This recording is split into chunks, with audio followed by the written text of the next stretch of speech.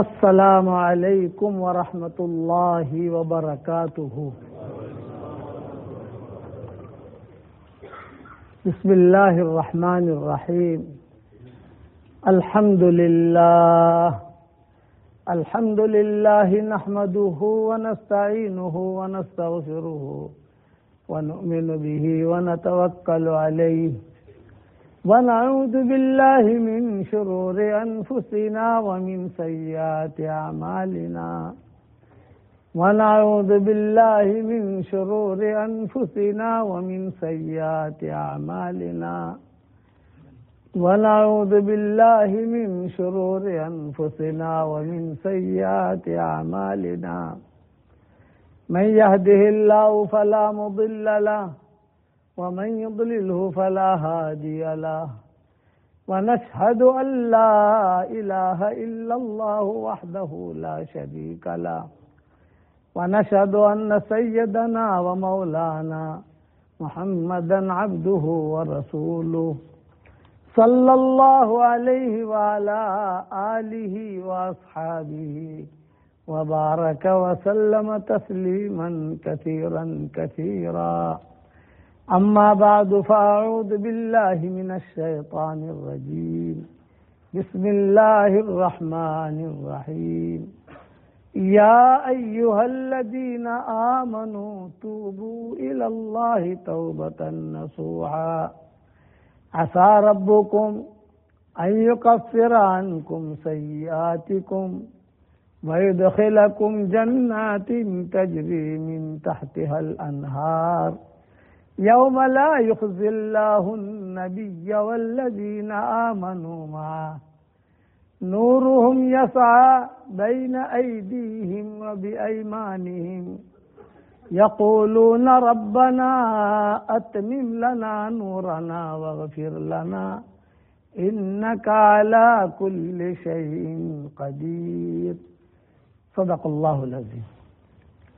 قابل احترام بھائیوں، دوستوں اور بزرگوں، جس آدمی کو اللہ تعالی استغفار کرنے کی توفیق دے دے وہ آدمی سمجھ لو کامیاب ہو گیا۔ اٹھتے بیٹھتے دھیان کے ساتھ اپنے گناہوں کا اقرار کرتے ہوئے، اس میں گناہوں کا اقرار ضروری ہے۔ ایک تو استغفر اللہ استغفر اللہ استغفر اللہ، ایک ہے توبہ توبہ توبہ، اس سے گناہ معاف نہیں ہوتے۔ ہمارے ماحول میں توبہ توبہ توبہ، اس سے گناہ معاف نہیں ہوتے۔ پہلے آدمی اپنے گناہ کا اقرار کرے، حدیث شریف میں آتا ہے۔ پہلے یہ کہے کہ اللہ میں نے گناہ کیا ہے، میں مجرم ہوں، یہ اقرار ہو گیا۔ پھر اس کے بعد اللہ تعالیٰ سے کہے کہ اللہ تو میرے توبہ قبول کر، وہ توبہ فوراً قبول ہوگی۔ آج کل آدمی اپنے گناہ کا اقرار نہیں کرتا بلکہ اللہ کے ساتھ مذاق کرتا ہے۔ حدیث شریف میں آتا ہے کہ ایک آدمی نے گناہ کیا، مسجد میں آیا، توبہ کی، توبہ کرنے کے بعد باہر جا کر پھر وہی گناہ کیا، پھر مسجد میں آیا، پھر توبہ کی، پھر وہی گناہ کیا، پھر باہر گیا، پھر آیا، پھر وہی گناہ کیا۔ تو رسول اللہ صلی اللہ علیہ وسلم فرماتے ہیں کأنہ یستہزئ مع ربہ، یہ اپنے رب کے ساتھ مذاق کر رہا ہے۔ تو اللہ کے ساتھ مذاق مت کرو، اقرار کرو، پھر آدمی جو ہے معافی مانگے، معافی مانگنے کے بعد اس کے بعد کہے کہ اللہ میں اس گناہ کی طرف نہیں جاؤں گا، تو اللہ تعالیٰ اسے کل عدم کر دے گا۔ یہ شرط ہے۔ حضرت ابو ہریرہ رضی اللہ تعالیٰ عنہ کے ساتھ ایک قصہ ہوا تھا، حدیثوں میں آتا ہے۔ حضور صلی اللہ علیہ وسلم کا دور تھا، تو رات کے وقت میں ایک نوجوان لڑکی آئی حضرت ابو ہریرہ کے پاس، دروازہ کھٹکھٹایا۔ یہ عالم تھے، پہچان لوگ سمجھتے تھے کہ ان کے پاس حدیثیں ہیں، حضور صلی اللہ علیہ وسلم کے پاس بہت جاتے ہیں آتے ہیں۔ ابو ہریرہ نے جو ہے دروازہ کھولا تو دیکھا تو ایک لڑکی کھڑی ہے، اور ابو ہریرہ نے پوچھا بھی کیوں آئی ہو؟ تو کہہ رہی ہے مجرمہ مذنبہ بنت الشریف بنت الکریم، گنہگاروں۔ اور شریف کی بیٹی ہوں، کریم کی بیٹی ہوں، ایک مسئلہ پوچھنے آئی ہوں، لیکن ایک شرط ہے کہ میرا نام مت پوچھنا اور میرا عطا پتہ مت پوچھنا۔ پوچھتے نا کہ تم کون سے قبیلے کی ہو، کہاں رہتی ہو، کب کچھ پوچھنا مت۔ ہادہ ستر بینی و بین ستار، یہ میرے اور میرے اللہ کے درمیان یہ پردہ ہے، اس لیے میں مسئلہ پوچھوں، آپ جواب مجھے ہاں یا نہ کا دے دو، میں ہاں یا نہ کا جواب لینے آئی ہوں اور کچھ نہیں۔ تب ہو رہا کہتے کہ پوچھو۔ اب مسئلہ ایسا کہ اب ہو رہا کہ ماں جو تھی وہ مشرکہ تھی، ابو بکر کے ابا جو تھے یہ بھی مشرک تھے، ابو قحافہ، بعد میں مسلمان ہوئے فتح مکہ کے موقع کے اوپر۔ اور ابو ہریرہ کی ماں جو ہے حضور کی دعا لگی، حضور صلی اللہ علیہ وسلم نے دعا مانگی، بعد میں مسلمان ہوئی۔ مسلمان تو ہو گیا لیکن بعد لیکن ایک کے گھر میں رہتے تھے یہ، اور یہ ٹینشن والی زندگی تھی ان کی ابو ہریرہ کی، کہ ایک گھر کے اندر ایک نماز پڑھ رہا ہے اور ایک بت کی پوجا پاٹ کر رہا ہے، اور ماں میں اور ابو ہریرہ میں انبن ہوا کرتی تھی، اس لیے ابو ہریرہ جو ہے دین کی دعوت دیتے تھے اور ماں جو ہے مانتی نہیں تھی۔ اب یہ لڑکی نے آ کر دروازہ کھٹکھٹایا تو یہ بھی ٹینشن، نیند خراب کرتے ہو، ہوتا ہے نیند خراب کرتے ہو، یہ وہ ہے۔ تو ابو ہریرہ رضی اللہ تعالیٰ عنہ سے اس لڑکی نے پوچھا کہ میں گنہگار ہوں، اقراری مجرم ہوں، صرف اتنا مسئلہ پوچھنے آئی ہوں، لیکن شرط یہ ہے کہ مجھے ہاں یا نہ کا جواب دینا، میرا عطا پتہ مت پوچھنا۔ لیکن میں نہیں جانتی ہوں، میرا اللہ جانتا ہے، میں کون ہوں یہ اللہ جانتا ہے۔ تو ابو ہریرہ نے کہا پوچھو۔ تو اس لڑکی نے سوال کیا کہ جوانی کے جوش میں مجھ سے زنا ہو گیا، حمل بھی ٹھہر گیا۔ اب جب حمل ٹھہرا تو پیٹ میں چھپانے لگی، چھپ بھی گیا پیٹ۔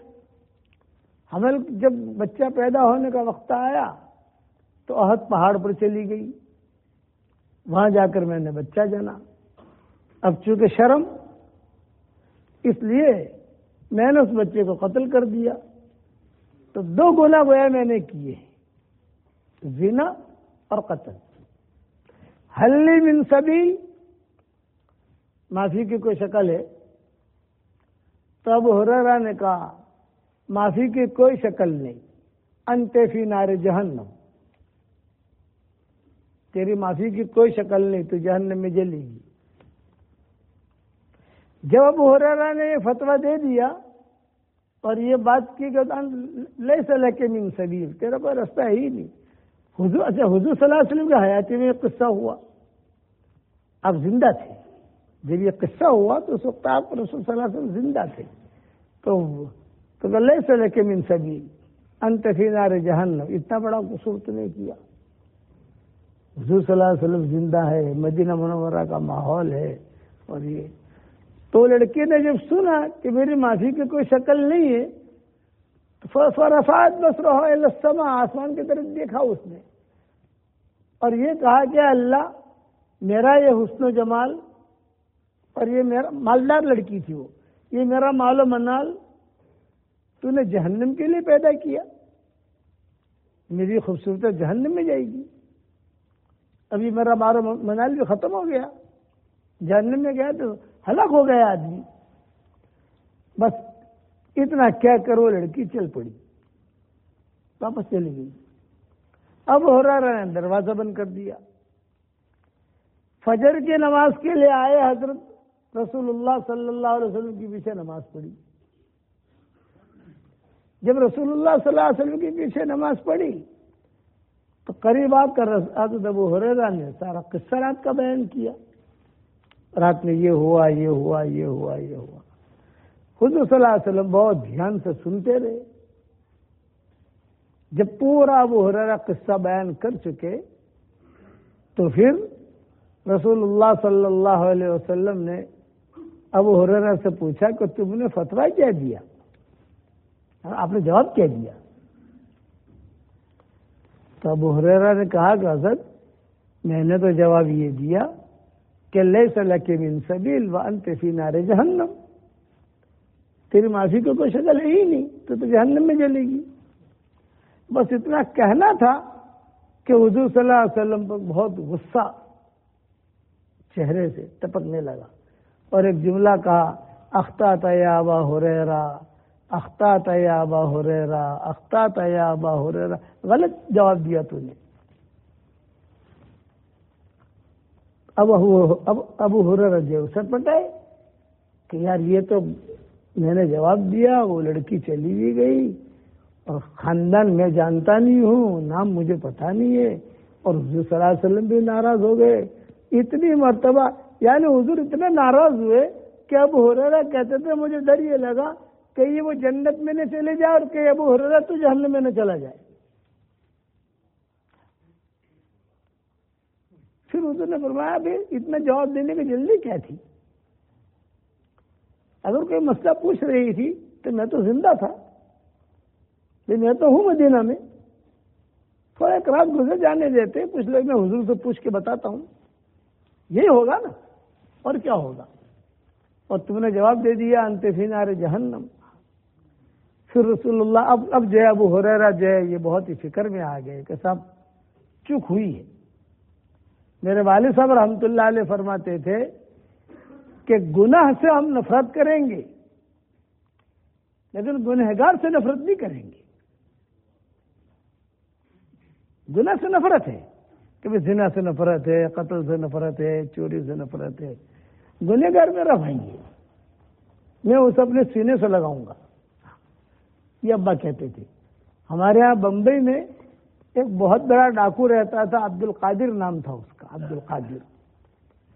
تو وہ اتنا بڑا ڈاکو تھا، کیونکہ یہ ابو ہریرہ والا قصہ بھول نہیں جاؤں، ہاں پورا کر لوں گا انشاءاللہ پھر میں۔ وہ اتنا بڑا تھا اس لیے کہ ایک قصہ شروع ہوتا ہے تو دوسرے قصے رہ جاتے ہیں، پھر پورا کر لوں گا انشاءاللہ۔ پہلے ڈاکو کا قصہ بھی عجیب ہے، یہ بھی سن لو۔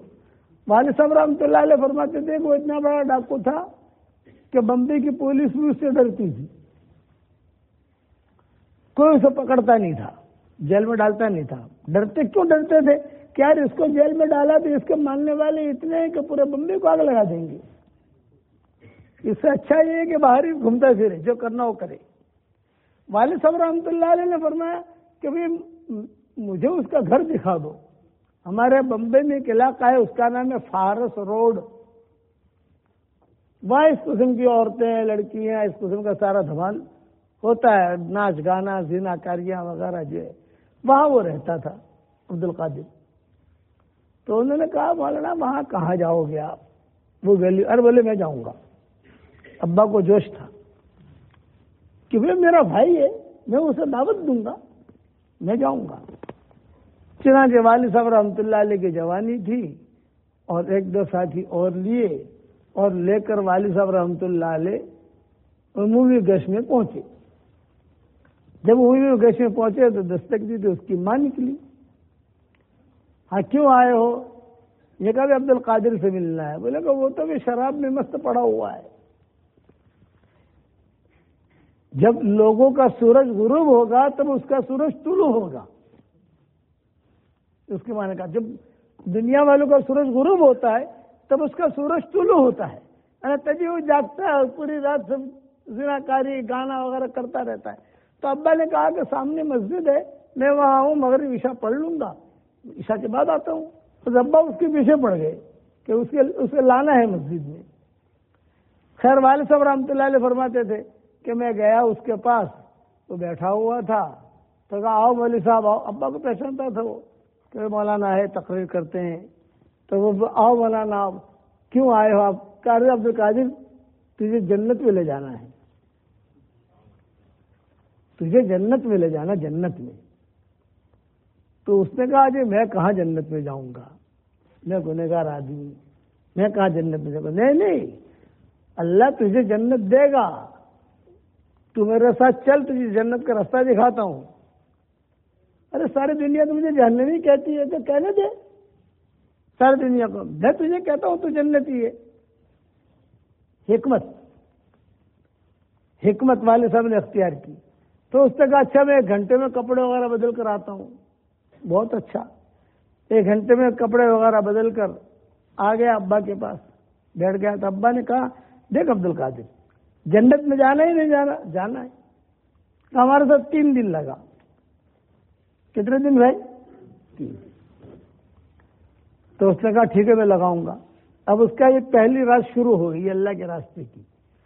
اس کے کپڑے بھی منگوا لیے, جو دعوت والے ہمارے ساتھی تھے کپڑے منگوا لیے, دوائیں بھی منگوا لی, سب کچھ منگوا کے اس کو مسجد میں کر دیا. دوسرے دن عمومی گشت میں ابا نکلے تو اس کو لے کے نکلے عمومی گشت میں. اور لوگوں نے دیکھا ارے گنڈو کی جماعت آ گئی, گنڈو کی جماعت آ گئی, گنڈو کی جماعت آ گئی, گنڈو کی جماعت. ارے گنڈو کی جماعت کیسے؟ مولانا عمر صاحب ہے. ارے عبد القادر بھی ساتھ ہے. وہ عبد القادر بھی ہے. ابھی عبد القادر جہاں جاوے اے بھائی چل مسجد میں. اور وہ شراب خانے میں گئے, وہ بھی اس کے شاگرد تھے سب. دروازے شراب خانہ بند کر چل مسجد میں, چل مسجد میں. مسجد بھر گئی, اس کی برکت سے بھری, ابا کی برکت سے نہیں. ابا کی برکت سے تو لوگ بھگتے تھے, جا رہے یار تبلیغ والے پکڑ کے لے جاتے ہیں, لیکن چل چل ماں کھجا کچھ. ابا نے بیان کیا. والد صاحب رحمۃ اللہ علیہ فرماتے تھے میں نے بیان کیا اصحاب کہف پر, اصحاب کہف کا قصہ بیان کیا. تو بیٹھا ہوا جو ہے سنتا رہا, روتا بھی رہا. اور وہ جب تشکیل کا وقت آیا تو اس نے سب کی تشکیل کی کھڑے ہو کر, اے تمہیں نکل, اے تمہیں نکل, دکان بند کر 3 دن کے لیے, تو بھی نکل, تو بھی نکل. اچھی خاصی جماعتیں بن گئی بھائی, اور جو جماعتوں کی تشکیلیں بھی ہو گئی. والد صاحب رحمۃ اللہ علیہ فرماتے تھے کہ بڑا عجیب آدمی ہے یہ. پھر ابا نے تنہائی میں کہا, اس کو میں نے کہا تھا تو جنتی ہے. ہاں مولانا کچھ ہوں تو صحیح, مجھے بھی لگتا ہے جنتی ہوں. اب مجھے بھی لگتا ہے جنتی ہوں, یعنی کہ لوگ نکل رہے ہیں اللہ کے راستے میں جا رہے ہیں, مجھے بھی لگتا ہے. ابا میرے قصہ اسی کا سناتے تھے روتے ہوئے. مرکز نظام الدین میں کئی مرتبہ سنا ہے, ہمارے حضرت جی بھی روتے تھے. یہ اب دوسری رات شروع ہوئی. تو دوسری رات میں ابا رحمۃ اللہ علیہ فرماتے تھے کہ اندھیری رات تھی, مسجد کے اندر بھی اندھیرا, اور وہ مسجد بھی غریب تھی, کوئی زیادہ خرچ کرنے والا بھی نہیں اس کے اوپر. اور اندھیری رات میں نے دیکھا کہ کوئی آدمی ہچکیاں مار کے رو رہا ہے.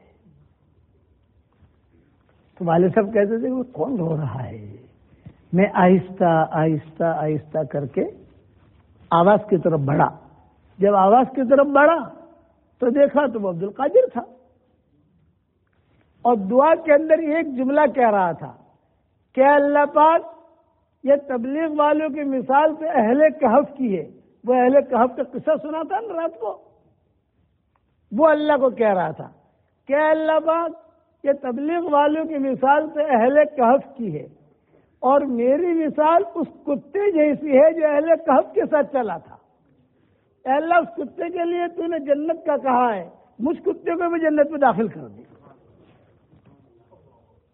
یہ کہہ رہا تھا اور ہو رہا تھا. تو والد صاحب رحمۃ اللہ علیہ نے اللہ سے دعا مانگی.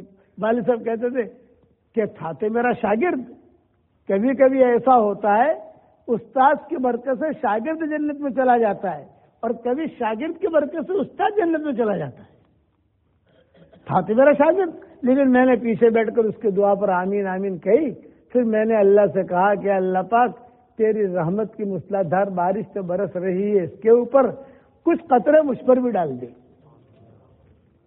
یہ ابا کہتے تھے کہ کچھ قطرے مجھ پر بھی ڈال دے. بعد میں وہ آدمی جتنا خراب تھا اتنا ہی اچھا بنا. کیوں؟ ادفع باللتی ہی احسن. آپ آدمی کے ساتھ اخلاق کے ساتھ بات کرو گے, حکمت کے ساتھ بات کرو گے تو وہ آدمی آپ کے قریب آئے گا.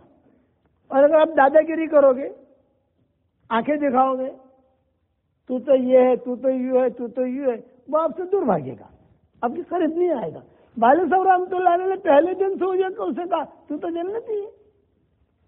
کون کہتا ہے تو جہنمی ہے؟ تو تو جنتی ہے. اور یہی مثال حضور صلی اللہ علیہ وسلم کے قصوں کے اندر ملے گی. حکمت, اخلاق. حضور صلی اللہ علیہ وسلم نے ابو ہریرہ کو وہی ڈانٹا کہ تم نے کیسے کہہ دیا وہ جہنمی ہے, اور کیسے کہہ دیا تیرے کوئی معافی کی شکل نہیں ہے. تو والد صاحب رحمۃ اللہ علیہ فرماتے تھے کہ وہ اس نے 3 چلے لگائے، عبد القادر نے 3 چلے لگا کر میرے پاس نظام الدین مرکز پر آیا اور یوں کہا کہ حضرت الحمدللہ میرے 3 چلے لگ گئے ہیں، اب میں جو حرام کمائی چھوڑ رہا ہوں، وہ رنڈیوں کا کھانا اور رنڈیوں کو نچوانا اور سارا زنا کا اڈا، یہ سارا کا سارا میں نے بند کر دیا ہے، اب میں حلال لقمے کی فکر میں ہوں۔ تو میں نے ایک مشورے کے لیے آیا ہوں کہ جوتوں وغیرہ کے کوئی دکان یا عطر کی یا کپڑوں کی کوئی ایسی کوئی دکان چھوٹی موٹی کھول لوں اور مسجد کے قریب میں ہو، تاکہ میری جماعت بھی مل جائے مجھے نماز کے ساتھ اور میرا کاروبار بھی چلے۔ ابا نے کہا بہت اچھا، ابا نے اس کی کچھ مدد بھی کی۔ والد صاحب رحمۃ اللہ نے کہا تیرا جو دھندا کھولے اس میں میرے پیسے ڈال دینا، برکت سمجھ کے ڈالوں، تجھے جو سمجھ کے ڈالنا وہ ڈالنا، یہ لے یہ پیسے لے اس میں ڈال، اور میں دعا کرتا ہوں کہ اللہ تعالیٰ تجھے تیری روزی میں برکت دے عافیت کے ساتھ۔ تو والد صاحب کہتے تھے اس نے دھندا شروع کیا، نظام الدین آتا تھا، 2 مہینے لگاتا تھا نظام الدین، اس وقت میں مرکز میں 2 مہینے کی ترتیب کے ساتھی آتے تھے اس وقت میں، تو 2 مہینے لگاتا تھا۔ جب ہمارے نظام الدین میں آتا تھا تو ایسا لگتا تھا جیسے کسی مدرسے کا بہت بڑا شیخ الحدیث ہو، امامہ، داڑھی، سرما، اور ماشاءاللہ جس جگہ بھی اس کی جماعت لے کے بھیج دو کام کر کے آ گئے، بے نفس آدمی، اس کا نفس مرا ہوا۔ اور پھر ابا نے کہا اس کا انتقال کیسے ہوا؟ میں کہا ابا بتاؤ کیسے ہوا؟ یوں کہا کہ واپس گیا بمبئی، تہجد پڑھ رہا تھا، تہجد پڑھنے کے بعد وہ بیٹھا دعا مانگ رہا تھا، اور پھر اچانک جو ہے وہ سجدے تلاوت بھول گیا تھا، کچھ ایسا سجدے تلاوت کر لوں، وہ سجدے تلاوت کے لیے سجدے میں گیا اور اس کا انتقال ہو گیا۔ کچھ نہیں کہہ سکتے کس کی ہدایت کب آتی ہے، یہ نہیں کہہ سکتے۔ اسی لیے کسی کے بارے میں یہ کہہ دینا تو جہنمی ہے، یہ کہنا۔ حدیث میں اس کے قصے آتے ہیں، حضور صلی اللہ علیہ وسلم ہجرت کر کے گئے تو 2 ڈاکو رستے میں ملے، وہ 2 ڈاکو جو ہے لوگوں کو بہت پریشان کرتے تھے اور سارا حجاز ڈرتا تھا ان سے۔ آپ نے ان سے حکمت سے بات کی، اور حکمت سے کیا بات کی؟ ان 2 ڈاکوؤں نے کہا پیسے دے دو، اٹھنے دے دو۔ ابو بکر سے کہا تمہاری اٹھنے دے دو، پیسے دے دو، نہیں تو ہم تمہیں قتل کریں گے۔ یہ ہجرت کے سفر کا قصہ ہے۔ تو حضور صلی اللہ علیہ وسلم نے ان سے پوچھا بھئی تم دونوں جو مانگتے ہو دے دیں گے تم کو، لیکن اپنا نام تو بتاؤ، تمہارا نام کیا ہے؟ تو دونوں نے کہا ہمارا نام ہے مہانان۔ مہانان کا مطلب ذلیل لوگ، خراب لوگ۔ آپ نے فرمایا لا لا بل انتما مکرمان، تم تو عزت والے لوگ ہو۔ تعریف کی ان کی۔ کون کہتا تم ذلیل لوگ ہو؟ پورا حجاز انہیں ذلیل کہتا تھا، اس لیے کہ جو بھی گزرے اسے قتل کر دیتے تھے، پیسہ لے لیتے تھے۔ ہجرت کے سفر میں حضور کے ساتھ یہ قصہ ہوا تو انہوں نے کہا آپ نے پوچھا تم دونوں کا کیا نام ہے؟ یہ کہا مہانان، ذلیل لوگ۔ آپ نے فرمایا لا لا بل انتما مکرمان، تم تو عزت والے لوگ ہو۔ جب آپ نے اتنی تعریف کی تو ان دونوں نے حضور صلی اللہ علیہ وسلم کا سامان اتارا اور اپنے غار میں رکھا اور ٹھنڈا ٹھنڈا دودھ پلایا، ٹھنڈا ٹھنڈا پانی پلایا اور اکرام کیا، اور پھر حضور صلی اللہ علیہ وسلم نے ان دونوں کو دعوت دی، دونوں نے اسلام قبول کیا، اور پھر کہا حضور نے مدینہ میرے پاس آنا، تو میں مدینہ منورہ جا رہا ہوں، اور لیکن میرے پاس جب تم مدینہ آؤ گے تو میرے پاس بھیڑ بھاڑ ہوگی، لوگ آئیں گے جائیں گے، تو دروازے پر جب تم آؤ اور لوگ تمہیں روکیں تو تم صرف اتنا کہنا مکرمان آئے ہیں، مکرمان، یہ مت کہنا مہانان آئے ہیں، یہ مت کہنا مکرمان آئے ہیں، میں تمہیں اندر بلا لوں گا۔ یہ اخلاق اپنی بھی بچوں کو بھی دین پر لانا ہے، سوائے حکمت کے سوائے اخلاق کے نہیں لا سکتے آپ۔ اگر آپ نے آنکھیں دکھانی شروع کی تو وہ آپ کو آنکھیں دکھائیں گے۔ تو ابو ہریرہ پر حضور صلی اللہ علیہ وسلم اسی وجہ سے ناراض ہوئی، انہوں نے تم نے کیسے کہہ دیا انت فی نار جہنم؟ پھر حضور صلی اللہ علیہ وسلم نے فرمایا، حضرت ابو ہریرہ نے پوچھا کہ حضرت اب میں تو کہہ چکا ہوں، اب میں کیا کروں؟ وہ ڈھونڈو اس کو، بھائی اسے ڈھونڈو اور جا کر صحیح خبر دو۔ تو ابو ہریرہ نے پوچھا کہ صحیح خبر کیا ہے؟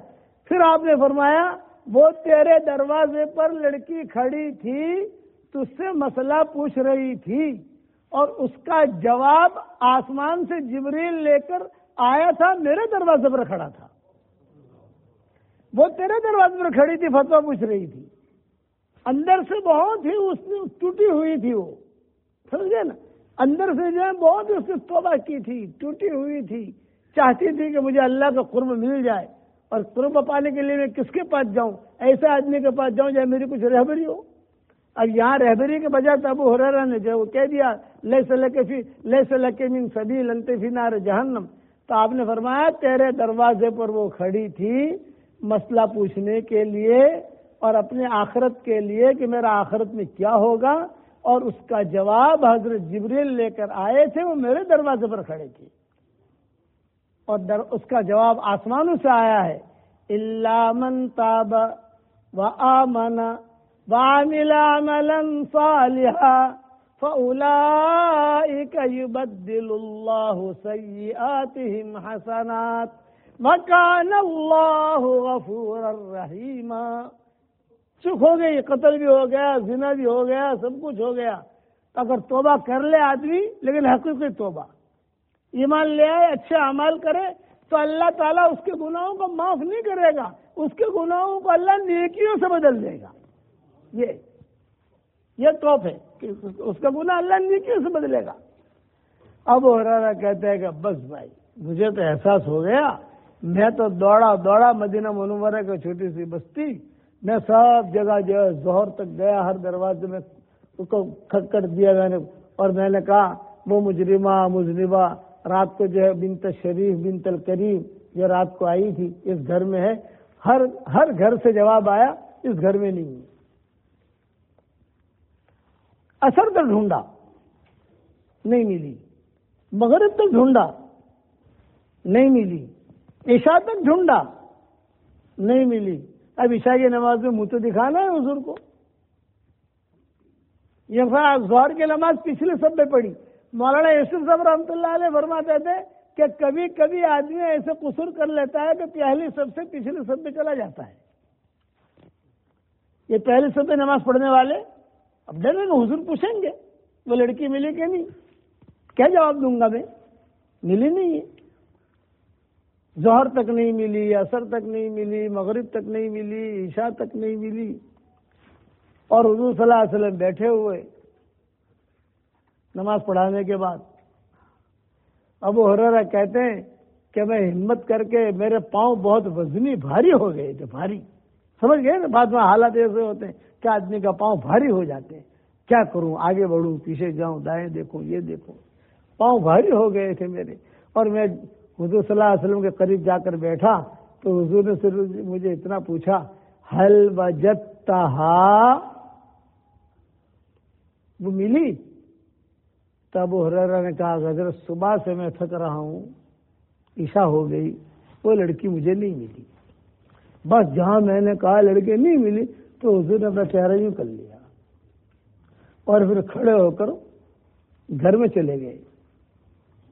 اب میرا ٹینشن تو اور بڑھ گیا، تو حضور نے تو چہرہ بھی پھیر لیا اور کھڑے ہو کر گھر میں بھی چلے گئے اور ناراضگی کا اظہار بھی کیا۔ اب میں تو اور ٹینشن میں آ گیا۔ تب ابو ہریرہ کہتے تھے توبہ کبھی ایسی غلطی نہیں کروں گا میں، کہیں سے چوک ہو گئی۔ کتابوں میں لکھا ہے کہ یہ آرام سے جو بولتے ہیں کہ وہ گزشتہ رات تو مجھے ڈھونڈنے کے لیے آئی، اب میں اسے ڈھونڈ رہا ہوں کہ ملے میں اس کے جواب دے دوں۔ ابو ہریرہ کہتے ہیں کہ نیند تو آ نہیں رہی تھی، کروٹیں بدل رہا تھا، اچانک آدھی رات میں کسی نے پھر دروازہ کھٹکھٹایا۔ میں نے کہا کہ آ گئی، شاید وہی ہوگی۔ دروازہ کھولا تو کھڑی تھی میری لڑکی۔ تب ہریرہ نے کہا کون؟ یہ کہا مجرمہ مذنبہ بنت شریف بنت الکریم۔ ابو ہریرہ نے کہا پورا دن میں تھکا ہوں، کئی مرتبہ جو ہے پورا مدینہ چھان مارا، تو اس لڑکی نے کہا آپ میرے بھی دروازے پر آئے تھے اور کھٹکھٹ کیا تھا، لیکن میں کیسے بتاؤں میں یہاں رہتی ہوں؟ اسی لیے حدیث کی کتابوں میں اس لڑکے کا کوئی نام نہیں آتا. میں نے بھی قصہ لکھا ہے بکھرے موتی کے اندر، لیکن کیا لکھا ہے میں نے؟ ابو ہریرہ والی عورت کا قصہ بس. کون تھی، کہاں سے آئی، کیا ہوا، کون سے قبیلے کی تھی، کچھ نہیں. کہا ستر بینی و بین ستار. آپ آئے تھے میرے دروازے پر اور کئی مرتبہ آئے تھے. میں سمجھ رہی تھی کہ حضور صلی اللہ علیہ وسلم نے کچھ کہا ہے یا کوئی آیت نازل ہوئی ہے یا کوئی معاملہ ہوا ہے جس کی وجہ سے تم آ رہے ہو بار بار. لیکن میں کیسے کہوں میں ہوں یہاں؟ اب بتائیے کیوں آئے تھے میرے دروازے پر؟ یہ پوچھ رہی ہے لڑکی. تو ابو ہریرہ نے کہا میں نے کل جواب دیا تھا وہ غلط تھا. جواب یہ ہے الا من تاب وآمن وعمل عملا صالحا فاولئک یبدل اللہ سیئاتہم حسنات وکان اللہ غفورا رحیما. یہ جواب ہے. جب اس نے جواب سنا تو اس کی آنکھوں میں خوشی کے آنسو نکل آئے. خوشی کی. اب خوشی ہوئی نا، بے جہنم سمجھ گئی. خوشی ہے، توبہ کر لوں گی، کلمہ پڑھ لوں گی، اچھے اعمال کروں گی. چنانچہ ابو ہریرہ فرماتے تھے اس کے ہاتھ میں چاندی کے کنگن تھے، دونوں ہاتھوں میں. مالدار لڑکی تھی. وہ کنگن نکالے اور کنگن نکال کر ابو ہریرہ کہتے مجھے ہدیہ دیا. ابو ہریرہ کہتے تھے میرا تو گھر میں کھانا آ گیا. ہمارے یہاں تو ایسا تھا مل گئی تو روزی، نہ ملی تو روزہ. یہ زندگی ایسے گزر رہی تھی، مل گئی تو روزی، نہ ملی تو روزہ. ابو ہریرہ کیا ہے؟ ماں پوچھتی تھی کیا ہے؟ امی کھانا آیا ہے. تو ماں بھی خوش ہو گئی. ارے اچھا ہے، کوئی نہ کوئی کھجوریں آئیں گی، یہ آئے گا وہ آئے گا. اس عورت نے، اس لڑکی نے دونوں کنگن نکال کر ابو ہریرہ کو دیے، کیونکہ مالدار عورت تھی اور سامنے جو اس کی باندیاں غلام لے کر وہ آتی تھی جاتی تھی. تو اس نے اپنی باندیوں سے، غلاموں سے کہا اللہ نے مجھے جہنم سے آزاد کیا، میں تم کو غلام پنے اور باندی پنے سے آزاد کرتی ہوں. انتم الطلقاء انتم العتقاء، میں نے تمہیں آزاد کر دیا، جاؤ. ان کو بھی آزاد کیا. تو معافی کا دروازہ کھلا ہوا ہے. رات کو ماں باپ اپنا دروازہ بند کر دیتے ہیں، اللہ اپنا دروازہ بند نہیں کرتا. 24 گھنٹہ اللہ تعالیٰ اپنے دونوں ہاتھ پھیلاتے ہیں. 24 گھنٹہ. اللہ کو کیا ضرورت ہے ہاتھ پھیلانے کی؟ ابھی رات شروع ہو گئی نا انگلینڈ میں. اب دونوں ہاتھ پھیلا کر اللہ کہہ رہے ہیں یا مسیء النہار، اور دن کے گنہگار آ جا میں تجھے معاف کر دوں. جب سورج طلوع ہوگا تو کہیں گے یا مسیء اللیل، اے رات کے گنہگار تو آ جا میں تجھے معاف کر دوں. 24 گھنٹہ. مسلم شریف کی حدیث ہے کہ 24 گھنٹہ ان اللہ یبسط باللیل لمسیء النہار ویبسط یدہ بالنہار لمسیء اللیل. دن میں اللہ ہاتھ پھیلاتے ہیں کہ رات کے گنہگار تو آ جا میں تجھے معاف کر دوں، اور رات میں ہاتھ پھیلاتے ہیں اور دن کے گنہگار تو آ جا میں تجھے معاف کر دوں. کریم ہے. اس لیے کسی کو یہ کہنا یہ جہنم میں جائے گا. روایتوں میں آتا ہے ایک آدمی نے کہا تھا کہ یہ آدمی جہنمی ہے، جہنمی ہے. اللہ نے کہا تو جہنمی کہنے والا ہے کون؟ فرشتوں سے کہا جس کے بارے میں کہا ہے جہنمی ہے اس کو جنت میں داخل کر دو، اور جس نے کہا اس کو جہنم میں داخل کر دو.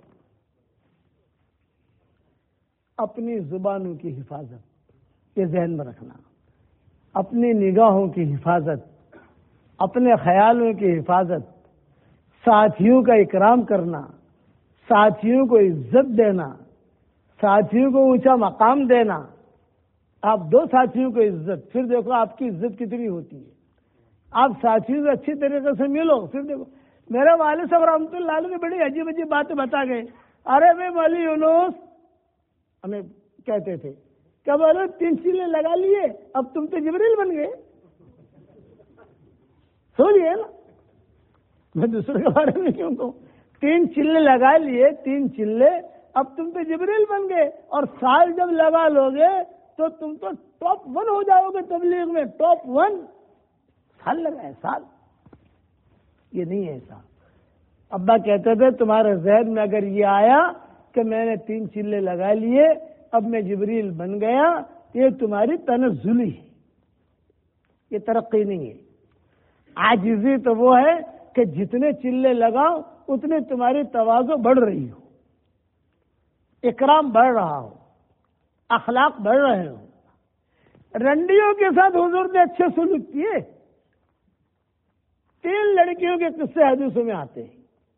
ایک تو سارا اور سلوا کا آتا ہے، مکہ والا جو گانا گاتی تھی۔ ایک اناق نامی لڑکی کا قصہ آتا ہے جو زنا کے اڈے چلاتی تھی مکہ مکرمہ کے اندر۔ مرشد ابن مرشد کا جو قصہ آتا ہے سورۃ انزلناہا و فرضناہا میں، جس کی تفصیل سنائی گئی۔ اور ایک وہ لڑکی تھی جو مدینہ منورہ کے اندر زنا کے اڈے چلاتی تھی، بس اکیلی ہی تھی، راستے میں چلتے چلتے چلتے جو ہے کسی کا ہاتھ پکڑ لیا، کسی کا یہ کر لیا، کسی کا یہ کر لیا۔ اب آخر درجے کی لڑکی ہے یہ۔ مدینہ میں ایک لڑکی اور ایک ریحانہ کا بھی قصہ آتا ہے، یہ یہودیہ تھی۔ ایک ریحانہ نام، اسلم نام، زینب نام، یہ نام اوپر کے ہیں جو حضور نے باقی رکھے۔ بعض نام ایسے ہیں اوپر کے جو حضور نے ختم کیے، بعض نام ایسے ہیں جو حضور نے اسے تسلسل کے ساتھ باقی رکھا۔ زینب نام جو ہے یہ یہودی کے نام ہے، لیکن حضور نے اسے باقی رکھا۔ حضور صلی اللہ علیہ وسلم کو زہر دینے والی جو لڑکی تھی خیبر میں، وہ اس کا نام بھی زینب تھا۔ عبداللہ بن مسعود کی بیوی کا نام بھی زینب، حضور صلی اللہ علیہ وسلم کی بیٹی کا نام بھی زینب، آپ کی بیوی کا نام بھی زینب۔ اس لیے زینب ہر گھر میں زینب ہوتی تھی، ہر گھر میں۔ لیکن ایک بات کہوں زینب کے متعلق، گھر جا کے سنا مت دینا، اپنے حد تک رکھنا۔ یہ کوئی حدیث کی بات نہیں ہے، لیکن بعض علماء نے لکھا ہے کہ زینب نامی لڑکیاں جو ہوتی ہے یہ بہت زیادہ سمجھدار ہوتی ہے، لیکن تھوڑی سی تیز دماغ کی ہوتی ہے۔ اتنا سنبھال لو آپ، بس تمہارا سارا گھر سنبھال لے گی وہ انشاءاللہ۔ اب گھر جا کر زینب کو سنانا مت بھائی، اب آپ اپنے آپس میں ہے۔ میں نے کہا رہا مولانا نے یار زینب، اسی لیے حضور صلی اللہ علیہ وسلم کے سامنے زینبوں کے قصے بہت آتے تھے۔ آپ صلی اللہ علیہ وسلم نے عورتوں میں بیان کیا، اور عورتوں میں بیان کر کے یہ کہا کہ صدقہ دو، یہ کرو، فضیلت بیان کی۔ تو آپ کے بیان کرنے کے بعد عبداللہ بن مسعود گھر آئے، ان کی بیوی زینب تھی، اب دونوں میں نوک جھوک ہو گئی۔ سمجھ گئے نوک جھوک ہوئے۔ حضور نے کہا کہ صدقہ دو۔ اب میں کہاں سے صدقہ دوں؟ جو کماتی ہوں تم پر خرچ کر دیتی ہوں۔ ان کی بچیاں بہت تھی عبداللہ بن مسعود کی، تو اس بار تمہاری بچیوں پر خرچ کرتی ہوں، یہ کرتی ہوں یہ۔ تو عبداللہ بن مسعود نے کہا کہ دیکھ، یہ ساری تقریر تو میرے سامنے کرتی ہے، میرے سامنے تقریر مت کر، یہ تقریر تو حضور کے سامنے جا کر، حضور کے پاس جا، حضور سے پوچھ کہ میں کیا کہوں۔ آپ نے صدقہ کرنے کا کہا ہے، میں ہی کماتی ہوں۔ عبداللہ بن مسعود بہت دبلے پتلے تھے، ان کی پنڈلی جو ہے یہ بہت پتلی تھی عبداللہ بن مسعود کی، اور داڑھی جو ہے نا تھوڑی سی بچتی تھی، اور پنڈلیاں جو ہے بہت دبلی کمزور تھی عبداللہ بن مسعود کی۔ تو کبھی کبھار حضور صلی اللہ علیہ وسلم نے ایک مرتبہ پر فرمایا، دیکھو اعمال بھی تولے جائیں گے اور تم کو بھی تولا جائے گا۔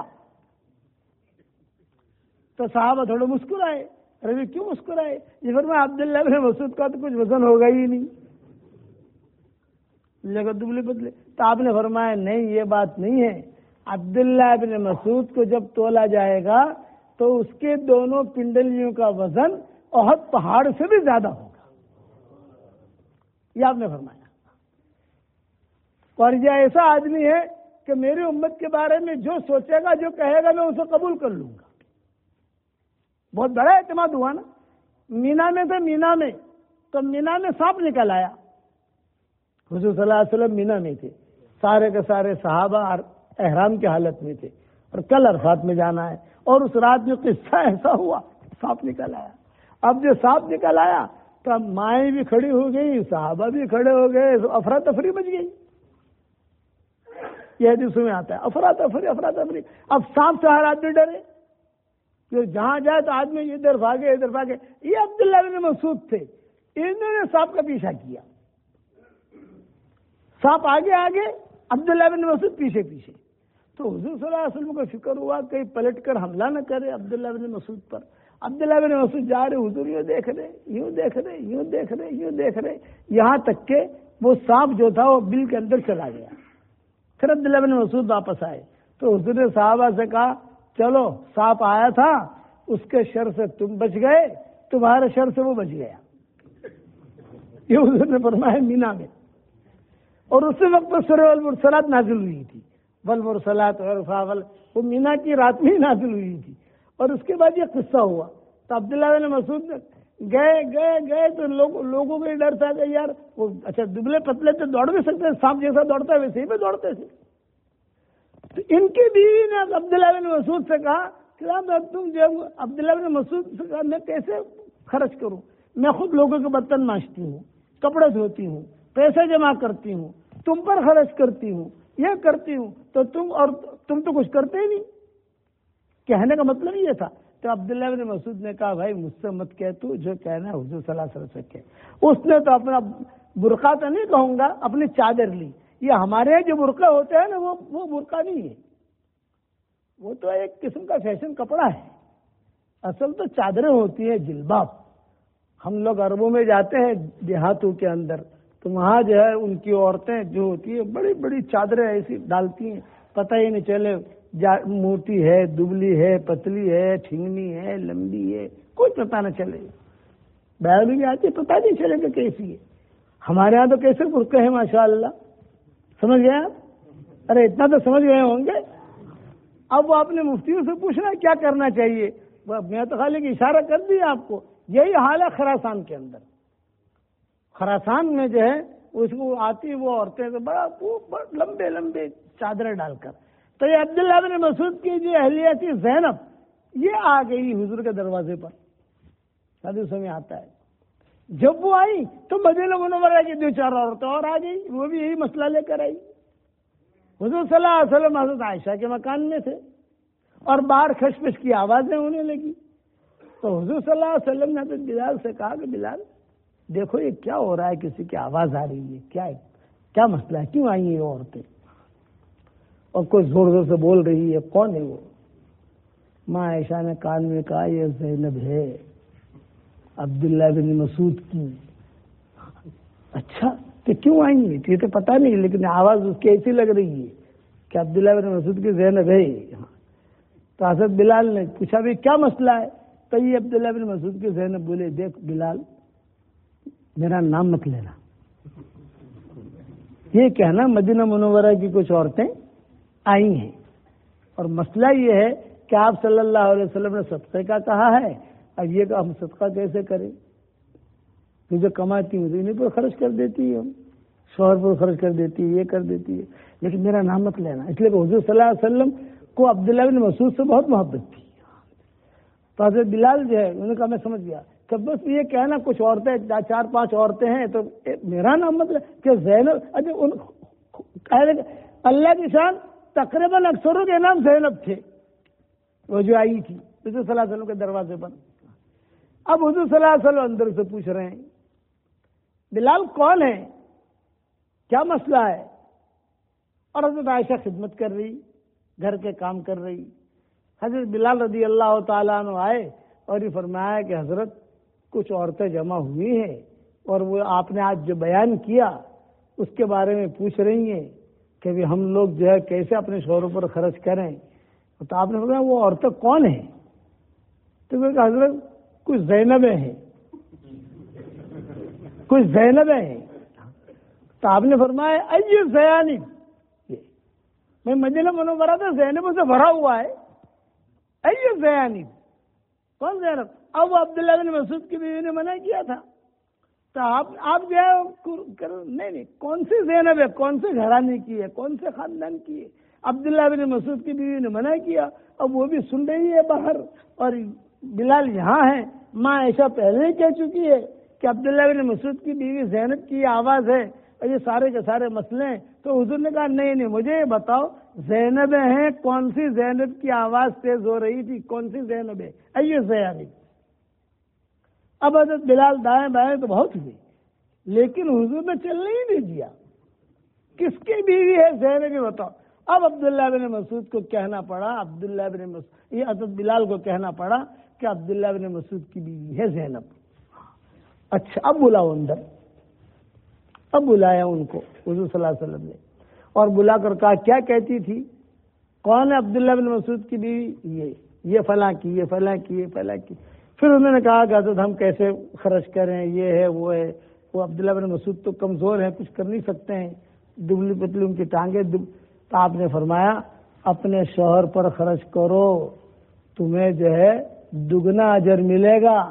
ایک تو صدقے کا ثواب ملے گا اور دوسرا صلہ رحمی کا ثواب ملے گا. یہ عبداللہ بن مسعود، ان کا انتقال کا وقت قریب آیا حضرت عبداللہ بن مسعود کا، تو حضرت عثمان آئے مال لے کر. تو عبداللہ بن مسعود نے کہا میں دنیا میں جا رہا ہوں، مال لے کر کیوں آئے ہو؟ تو حضرت عثمان نے کہا میں مال لے کر اس لیے آیا ہوں کہ عندک بنات کثیرہ، تیری لڑکیاں بہت ہیں اور مجھے خطرہ ہے کہ تیرے انتقال کے بعد تیری بیٹیوں پر فاقہ نہ آئے. کمانے والا کوئی نہیں، فاقہ نہ آئے. تو عبداللہ بن مسعود نے مومنانہ جواب دیا، مومنانہ، اور یہ کہا مال آپ کو مبارک، میری بیٹیوں پر کبھی بھی فاقہ انشاءاللہ نہیں آئے گا، اس لیے کہ میں نے میری بچیوں کی عادت ڈال رکھی ہے کہ روزانہ رات کو سونے سے پہلے سورہ واقعہ پڑھ کے سوتی ہے. اور حضور صلی اللہ علیہ وسلم نے مجھے بتایا ہے اے ابن مسعود، جس گھر میں رات کے وقت میں سورہ واقعہ پڑھی جاتی ہے اس گھر میں کبھی بھی فاقہ نہیں آتا.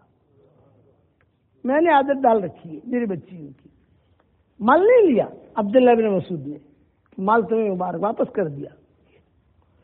اس لیے آدمی اپنے آپ کو گنہگار سمجھے، دوسروں کو اچھا سمجھے. میرے والد صاحب رحمۃ اللہ علیہ فرماتے تھے کہ دعوت کے کام کے اندر بہترین اصول یہ ہے کہ آدمی اپنے آپ کو گنہگار سمجھے. میں خراب ہوں، سامنے والا اچھا ہے، تو یہ آدمی کامیاب ہو جائے گا. اور اگر جو ہے آدمی اپنے آپ کو اچھا سمجھے، سامنے والوں کو برا سمجھے، وہ آدمی کبھی منزل پر نہیں پہنچے گا. والد صاحب رحمۃ اللہ علیہ فرماتے تھے ہم نے ایسے دن گزارے ہیں والد صاحب، اور ہم نے بھی پہلے کسی زمانے میں چلے لگاتے تھے تو چلے میواتیوں کو ساتھ لے کے چلتے تھے. میواتی، اب میواتی کیا کہتے تھے معلوم ہے؟ ابا جماعت دیتے تھے مرکز سے، یہ جماعت لے کے جاؤ، ایک چلہ، یہ جماعت کو قرآن سکھاؤ، یہ کرو وہ کرو. اور پوری جماعت جب واپس آئے گی مرکز میں، 10 آدمی کی جماعت ہے، 8 نہیں ہونے چاہیے، 2 بھاگ گئے یہ نہیں، 3 بھاگ گئے یہ نہیں، پوری جماعت جیسی لے جا رہے ہو مرکز سے ویسی واپس لاؤ تو میں تمہیں انعام دوں گا. اور کیا دوں گا یہ نہیں بتاتا، یہ ابا کہتے. اب میواتیوں کو لے کر جاتے تو میواتی کیا کہتے کہ مولوی صاحب ہم تو جو ہے چائے پیتے نہیں ہیں، دودھ پیتے ہیں. سمجھ گئے نا؟ اس لیے ہمیں چائے نہیں چاہیے، دودھ پلاؤ. ہم کہتے بھائی دودھ پینا ہے تو پیسے زیادہ دو. ہاں جماعت میں آئے پیسے کا ہی. میواتی لوگ سیدھے سادے ہوتے تھے نا. یہ ہو گیا. چلو اب آگے ایک گاؤں سے دوسرے گاؤں میں جانا ہے تو ظاہر بات ہے بس میں جاتے تو اس دور کے اندر وہاں کاریں کہاں ہوتی تھی، بس کے اندر جانا. وہ کہتے تھے جب سارا سفر ہمارا ہو جاتا وہ کہتے کہ نہیں ہم تو جو ہے نا پیدل آئیں گے، پیدل، آپ لوگ کار میں جاؤ. اور وہ پیدل 5 گھنٹے میں پہنچتے تھے. وہ لوگ آئے وہاں بیٹھ کر سب سے پہلے کہ بس کے ٹکٹ کے کتنے پیسے ہوئے؟ اتنے پیسے ہوئے، اتنا ہمیں واپس کر دو. سمجھ گئے نا آپ لوگ؟ واپس کر دو. یہ اچھا کبھی کھانا پکے تو کبھی کھانے میں تیل زیادہ ہو تو ذرا اس وقت میں تیل زیادہ ہوتا تھا تو ذرا کھانا اور ٹیسٹی لگتا تھا. آج کے یعنی وہ دور ایسا تھا کہ تیل زیادہ اگر ہو تو بھی لڑائی اور اگر تیل کم ہو تو بھی لڑائی. وہ کہتے تھے کہ اتنا تیل کیوں ڈالا، ہم تو اتنا تیل کھاتے نہیں ہیں، اتنا تیل کا پیسہ ہمارا واپس دو آپ. تو ابا کہتے تھے میواتیوں کی جماعت چلانا ایسا ہے جیسے زندہ مینڈک تولنا.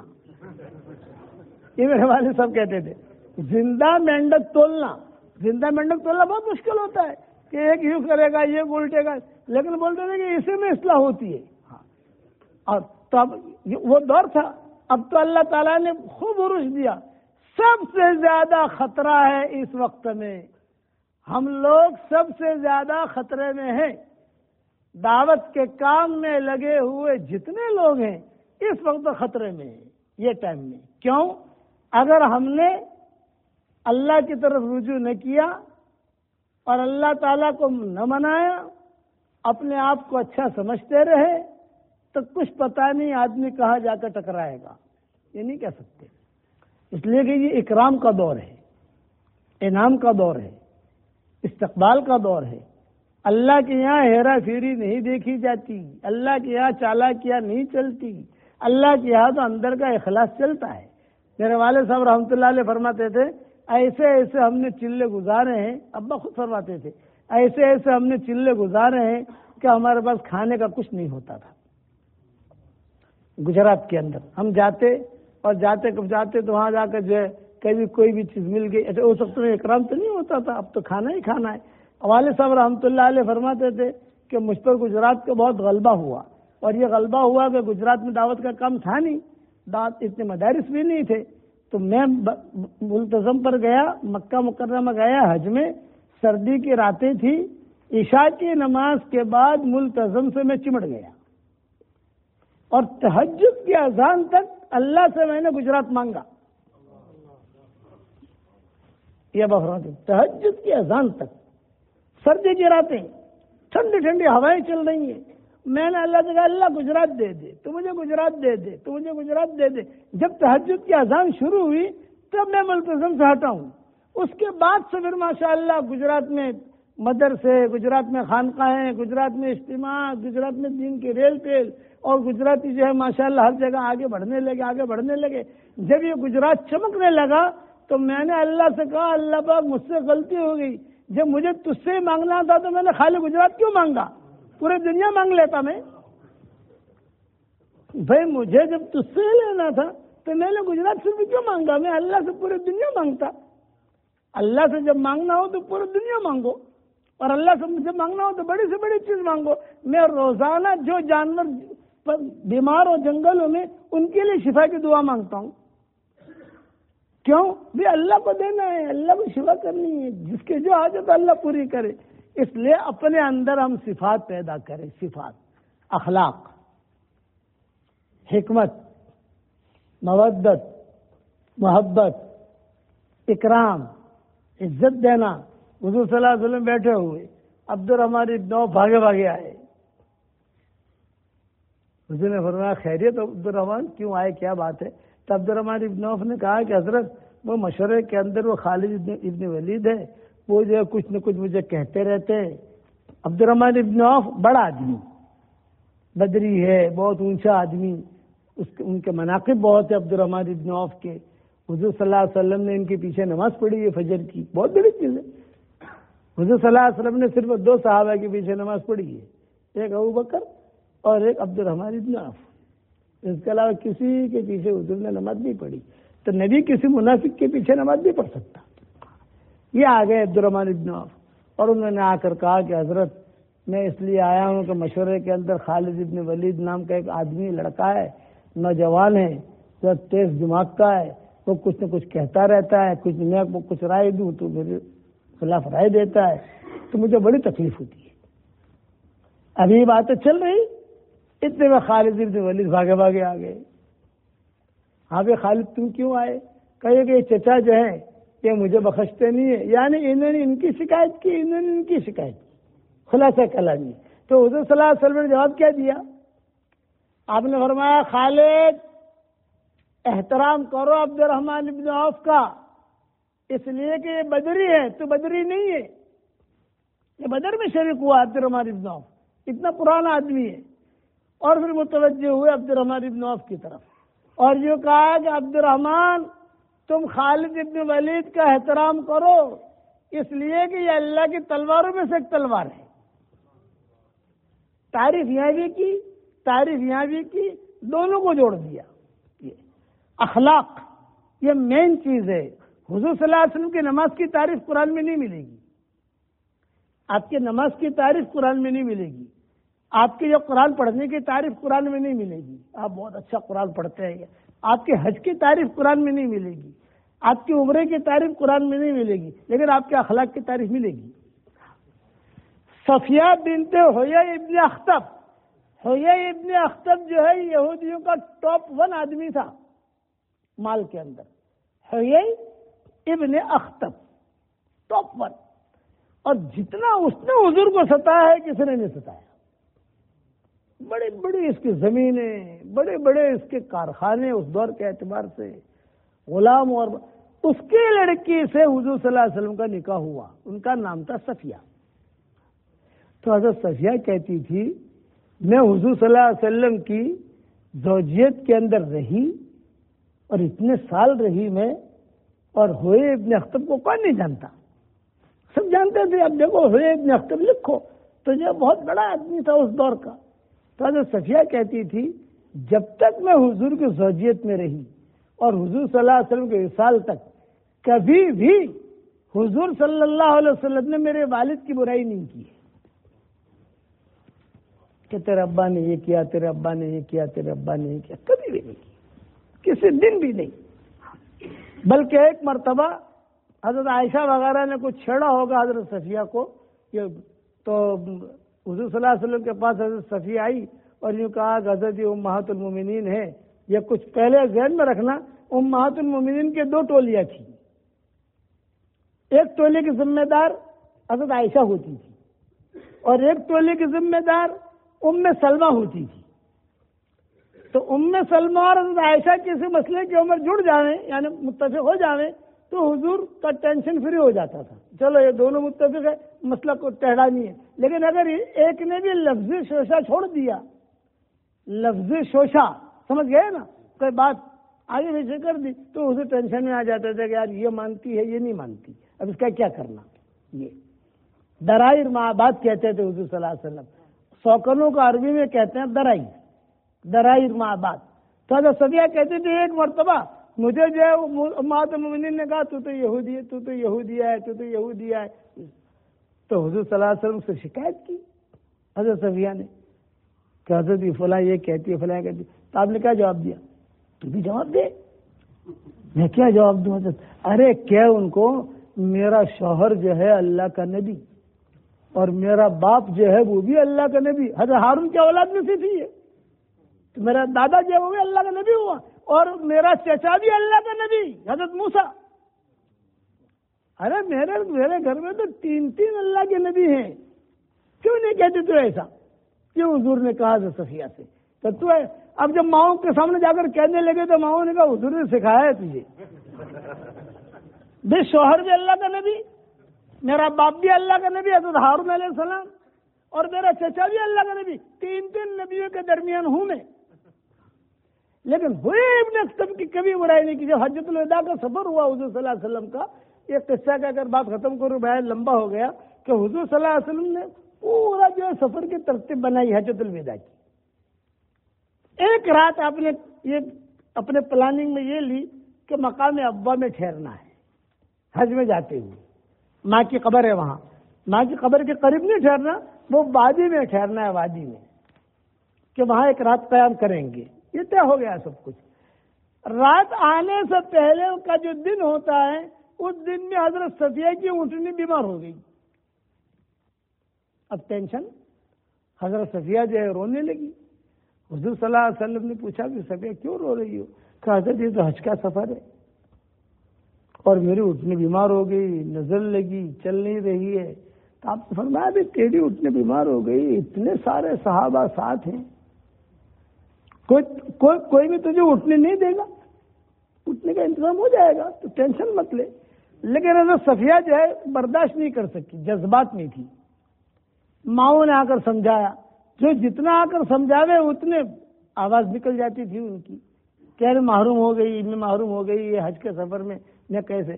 یہاں تک حدیثوں میں آتا ہے کہ حضور صلی اللہ علیہ وسلم نے آنسو خود پوچھے حضرت صفیہ کے پیار کے اندر، بھائی تم رو مت، حج میں ہمارے ساتھ، ہم تمہیں چھوڑ کے تھوڑے چلے جائیں گے. یہاں پر تو کتنے اٹھنیاں ہیں، فلاں کے پاس اتنی ہے، فلاں، اور اٹھنیاں زائد بھی تھی اس سفر کے اندر. لیکن حضرت صفیہ قابو میں نہیں لا سکی بات، وہ روتی رہی. تو حضور صلی اللہ علیہ وسلم نے اعلان کر دیا کہ چلو بھی آج سفر ملتوی، کپڑے نکال لو، خیمے لگا لو. حالانکہ رات کو ٹھہرنا کہاں ہے؟ مقام ابوا. اور آپ نے کہہ دیا کہ کپڑے نکال لو، سب خیمے لگا لو. اس دور کی ترتیب یہ ہوتی تھی حج کے سفر کی کہ حضور صلی اللہ علیہ وسلم کا خیمہ لگتا تھا، پھر جس ماں کی باری ہوتی تھی خدمت کے لیے وہ رات میں حاضر ہو جاتی تھی. اعلان کر دیا وہ چلو کھانا پکاؤ، یہ کرو یہ کرو، یہ ترتیب بناؤ، یہ ترتیب بناؤ، ہو گیا، اعلان ہو گیا کہ اب کل سفر کریں گے انشاءاللہ، آج کی رات یہاں گزاریں گے، خلاصہ کلام یہ۔ اب آپ کے جب سب نے خیمے لگا لیے، کھانے پکنے لگے، یہ ہونے لگا، اب آج کی رات جو آنے والی ہے وہ اتفاق تھا کہ حضرت صفیہ کی باری تھی۔ اللہ بات سمجھ میں آوے نا بھائی، حضرت صفیہ کی باری۔ اب حضرت صفیہ کو ٹینشن کہ میری وجہ سے تو سارا قافلہ رک گیا اور آج باری میری ہے، اب پتہ نہیں کیا ہوگا، ایک ذہنی فکر۔ تو حضرت عائشہ کے پاس آئی، حالانکہ حضرت صفیہ حضرت عائشہ کی ٹولی میں نہیں تھی، وہ تھی ام سلمہ کی ٹولی میں، لیکن بولا ابھی یہاں کام بنے گا عائشہ سے، ام سلمہ سے کام بننے کا نہیں۔ یہ آ گئی حضرت عائشہ کے پاس، بہن جی بہن جی بہن جی کا کیا ہے؟ یہ کہ آج کا قصہ تو سب معلوم ہے آپ کو۔ ہاں بولے معلوم ہے، تیری وجہ سے سارا قافلہ رک گیا، ورنہ حضور تو مقامی ابا میں ہوتے، لیکن تمہارا اونٹ یہ وغیرہ وغیرہ۔ تو حضرت صفیہ نے کہا کہ اماں میں کیا کروں، میں کیا کروں، اس لیے کہ آج باری میری ہے، اب مجھے ابھی سے گدڑ بدڑ ہو رہا ہے کہ جاؤں گی تو حضور پوچھیں گے، پھر مسئلہ کھڑا ہوگا کہ آج یہ۔ تو حضرت عائشہ نے کہا معاملہ تو ہے، معاملہ تو بڑا ہے کہ نبی رک گیا تمہاری اٹھنے کی وجہ سے، سارا نبی نہیں، نبی کے ساتھ جتنے سب رک گئے، اور ماں کی وہاں مقام ابا تو ماں کی جگہ ہے، تو آدمی کے دل میں محبت بھی ہوتی ہے، فطری چیز ہو۔ تو اب عائشہ تم یہ بتاؤ میں کروں کیا؟ حضرت عائشہ نے کہا سوچنے تو دو، میں تھوڑا سوچوں تو صحیح، پھر جواب دیتی ہوں تم کو۔ نہیں ذرا جلدی سوچو، جلدی سوچو۔ بھائی جلدی کیسے سوچو؟ بھائی دیکھنا پڑے گا کہ حضور کو کیسے ہنسانا اور حضور کو کیسے خوش کرنا اور حضور کے سامنے کیا بات کرنا، سوچنا پڑے گی۔ تو حضرت صفیہ نے کہا میرے ذہن میں ایک رائے آتی ہے۔ کہ کیا رائے؟ میری رائے یہ ہے کہ آج کی رات میری جگہ تم چلی جاؤ۔ یہ حضرت صفیہ نے کہا حضرت عائشہ سے حج کے سفر میں، میری رائے یہ ہے کہ میری جگہ تم چلے جاؤ، اور پوری رات تمہیں ملے گی، تو جو کچھ بھی بادل ہو، جو بھی ہو ذرا سنبھال لینا، سمجھ گئے نا؟ کوئی مسئلہ ہو، کوئی ایسی بات آوے تو دیکھ لینا، سنبھال لینا۔ تو حضرت عائشہ نے کہا ٹھیک ہے۔ اب سورج غروب ہونے سے پہلے حضرت عائشہ جو ہے اپنے کپڑے وغیرہ بدل کر خیمے میں آئی۔ حضور صلی اللہ علیہ وسلم نے پوچھا اویش تمہاری باری تو نہیں ہے آج آپ کی باری تو نہیں ہے؟ آپ صلی اللہ علیہ وسلم پیار میں اویش کہتے تھے، بیوی کا پیار والا نام رکھنا ہماری شریعت میں سنت ہے، دھمال والا نہیں۔ حضرت عائشہ کا نام عائشہ تھا، لیکن حضور پیار میں کہتے تھے اویش، حضور پیار میں کہتے تھے عائش، حضور پیار میں کہتے تھے حمیرہ، حضور پیار میں کہتے تھے عفیفہ، یہ نام نہیں تھے۔ حضور پیار میں کہتے تھے صدیقہ۔ آپ نے فرمایا اویش تمہاری باری تو نہیں ہے آج تم کیسے آ گئی؟ تو حضرت عائشہ کہتی ہے میرا ایک پاؤں اندر ایک پاؤں میرا باہر، اور میں نے حضور صلی اللہ علیہ وسلم سے کہا ذالک فضل اللہ یؤتیہ من یشاء، یہ تو اللہ کا فضل ہے، اللہ جس کو چاہے دے۔ تو پوری رات میں نے حضور صلی اللہ علیہ وسلم کے ساتھ گزاری، خدمت کی۔ صبح ہوئی، اب ظاہر بات ہے کہ قافلہ چلے گا۔ حضرت صفیہ وہاں دیکھ رہی ہے کہ عائشہ نکلے تو پوچھوں کیا ہوا، کچھ حضور نے چھیڑا تو نہیں، کوئی بات تو نہیں کی کہ بہت تکلیف ہوئی آج صفیہ نے کیا کیا کیا نہیں۔ تو حضرت صفیہ وہاں سے اشارہ کر کے کہہ رہی ہے، تو حضرت عائشہ کہہ رہی ہے کہ ٹھیک ہے، اشارہ کرتے ٹھیک ہے سب کچھ ٹھیک ہے، تم ٹھہرو میں آ رہی ہوں۔ لیکن حضرت صفیہ کو ایک پل بھی سکون نہیں کہ جب تک عائشہ مجھے کہے گی نہیں آج کی رات کیسی گزری کیا ہوا، تب تک مجھے سکون نہیں ہوگا۔ اب حضرت عائشہ رضی اللہ تعالیٰ عنہ گئی اور جا کر کہا کہ صفیہ کوئی ٹینشن کی بات نہیں ہے، پوری رات میں نے گزاری، پوری رات میں نے خدمت کی، ایک مرتبہ بھی اس قصے کا تذکرہ حضور نے نہیں کیا، ایک جملہ بھی نہیں کہا ہے، ایک جملہ بھی۔ اس لیے تو کوئی ٹینشن مت لے، سمجھانے کے لیے کہہ رہا ہوں اگلی بات، یعنی اب تیری گاڑی جو ہے نا پٹری پر آ گئی ہے، گریس لگا دی جا، چلتی جا، ہمارے مثال دیتے ہیں نا، کوئی گھبرانے کی بات نہیں، ایک جملہ بھی نہیں کہا ہے حضور نے۔ یہ اخلاق تھے حضور صلی اللہ علیہ وسلم کے۔ آج ہمارے پاس یہ ہے، آج ہم کو ٹائم ملنا چاہیے۔ بہترین غذا ہماری جو ہے غیبت ہے، اپنے دل سے پوچھنا ہماری بہترین غذا غیبت، بدگمانیاں، حسد، لوگوں کو تکلیف دینا، لوگوں کی عیبیت ڈھونڈنا، یہ ہماری شریعت میں نہیں ہے. ہماری شریعت میں کیا ہے؟ درگزر. عمر ابن عبدالعزیز نے اپنے جادو کرنے والے جس نے جادو کیا تھا، وہ زہر دیا تھا، اس کو اسی وقت معاف کیا. عمر ابن عبدالعزیز کا انتقال ہوا ہے، زہر کھلایا گیا ہے تھوڑوں کو، تو جس نے زہر دیا اس نے اقرار کیا میں نے زہر دیا ہے. تو عمر ابن عبدالعزیز نے کہا دیکھ آہستہ بولا، آہستہ بولا، آہستہ بولا، یہ جو ہے پبلک سنے گی تجھے قتل کر دے گی. یہ پیسہ لے، میں نے تجھے اللہ کے لیے معاف کر دیا، اپنے گاؤں میں چلا جا. تب بنے ہیں عمر ابن عبدالعزیز. یہ اخلاق تھے اور یہ اونچائی تھی اخلاق کی. وہ رنڈی کا قصہ سنا رہا تھا، مدینہ منورہ ریحانہ کا قصہ سنا رہا تھا. اب جو ہے وہ قصے کافی قصے کتنے سناویں. اب میں تو یہ کہتا ہوں سارا مجمع یہ نیت کرے کہ ہمیں دین کے کام کو، دعوت کے کام کو اخلاق کے ساتھ کرنا ہے، صفات کے ساتھ کرنا ہے. اپنی بیوی بچوں کے ساتھ بھی اخلاق کے ساتھ رہو، اپنی بیوی بچوں کے ساتھ بھی اخلاق کے ساتھ رہو. لوگ ہم سے پوچھتے ہیں کہ مول صاحب بیڈی جیسے ہماری بات تو مانتی જ નથી. ہمارے گجراتی بھائی لوگ کہتے ہیں مولانا مانتی જ નથી. انہوں نے کہتے ایک تعویذ آپ ہوتا نہیں، ہر آپ نے بھائی تعویذ کا تو سب عاشق ہے. ایک تعویذ دوں، پہلی تاریخ کو تو خرچہ دیتا ہے کہ نہیں دیتا؟ بیوی کو دیتا ہوں. تو میں نے کہا پہلے جو ہے نا خرچے سے پہلے ایک لفافے میں ہدیہ ڈال کے دے دینے کا، ہدیو انا خرچو. تو بیوی جو ہے تیری بات سنے گی انشاءاللہ. اب اس نے کرنا شروع کیا، ارے مولانا پیسہ بھی لے گئی، نہ بھی نہیں تھے مانتی، پیسہ بھی لے گئی، پیسے بھی لے گئی، اب بھی نہیں سنتی. تو میں نے کہا تو جو ہے نا بیوی بن جا، اس کو شوہر بنا دے، ختم ہو گئی بات. اب تیرے اتنے بچے ہو گئے، کہاں جائے گا، کہاں ڈھونڈے گا؟ ساری باتیں تو ادھر ادھر کے چھوڑ دوں. اس لیے اپنے اخلاق اچھے کرو گے انشاءاللہ. اور 10 مرتبہ سورہ اخلاص کا تو بہت سن لیا ہے، محل بناؤ گے انشاءاللہ. انگلینڈ کے اندر آپ نے ماشاءاللہ پراپرٹیاں بنائی. اب ہماری درخواست ہے کہ جنت میں بھی پراپرٹی بناؤ. اور جنت میں پراپرٹی کا مطلب یہ 10 مرتبہ سورہ اخلاص پڑھو تو جنت میں محل تیار ہو جاتا ہے. 20 مرتبہ پڑھو 2 محل تیار ہو جاتے ہیں. 30 مرتبہ پڑھو 3 محل تیار ہو جاتے. جتنے محل بنانے ہو بناؤ گے انشاءاللہ. اور دعوت کے کام کو اپنا کام بناؤ. میرے والد صاحب رحمۃ اللہ علیہ، اللہ ان کی قبر کو روشن کرے، ایک جملہ کہتے تھے کہ یہ جماعت میری اتنی برکت والی جماعت ہے کہ کوئی اگر محبت کی نگاہ سے اسے دیکھ بھی لے گا تو بھی اللہ قبول کرے گا. تو محبت کی نگاہ سے دیکھو، مسجدہ جماعت میں بیٹھو، سب کرو گے انشاءاللہ. اب بتاؤ اللہ کے راستے میں جانے کے لیے کون کون تیار ہے؟ اتنا بتاؤ. حالانکہ آج تو میرا ارادہ تھا، میں نے کہا مائیکل جیکسن کا قصہ سناؤں جو میں نے اس کو دعوت دی تھی. وہ آج میرا ارادہ یہ تھا کہ میں کچھ قصہ سناؤں، لیکن اب جو بھی ہم جس مضمون پر چل پڑتے ہیں وہ چل پڑتے ہیں. سمجھ گئے نا؟ اللہ نے ذکر حلوہ دیا، اللہ قبول کرے. اب بتاؤ اللہ کے راستے میں کون کون نکلے گا بھائی؟ ہاتھوں پر کرو. دیکھو ہمارے چچا پرتگال والا آدمی یہاں آ کر کہتا ہے میں نکلوں گا. واہ واہ واہ، میں بھی نکلوں گا انشاءاللہ. لیکن صفات کے ساتھ یہ جملہ یاد رکھنا، صفات کے ساتھ.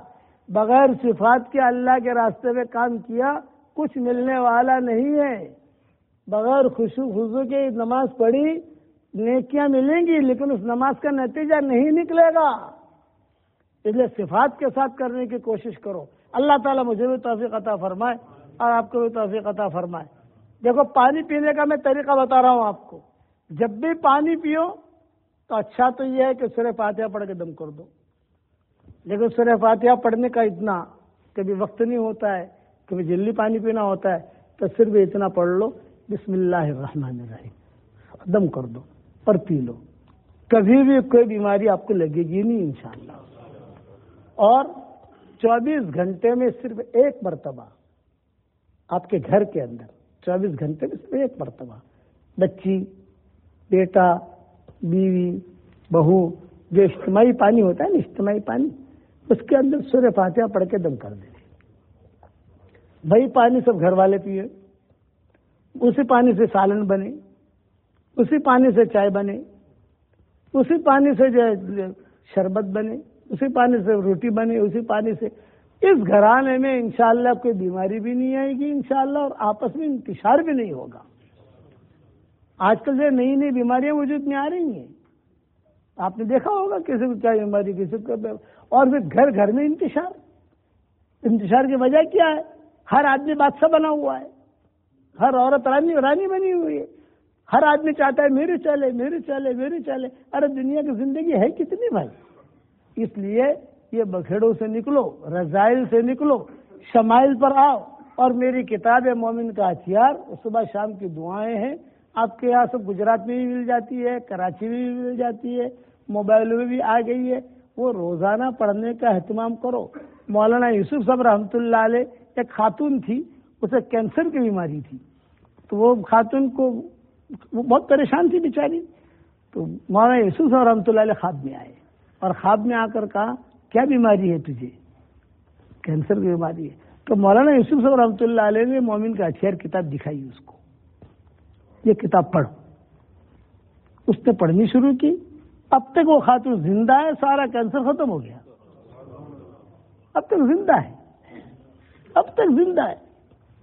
اس لیے یہ اللہ تعالیٰ کی طرف سے اللہ نے لکھوائی ہے، یہ کوئی میرا کمال نہیں ہے۔ میں نے تو حضور صلی اللہ علیہ وسلم کی باتیں نقل کر دی۔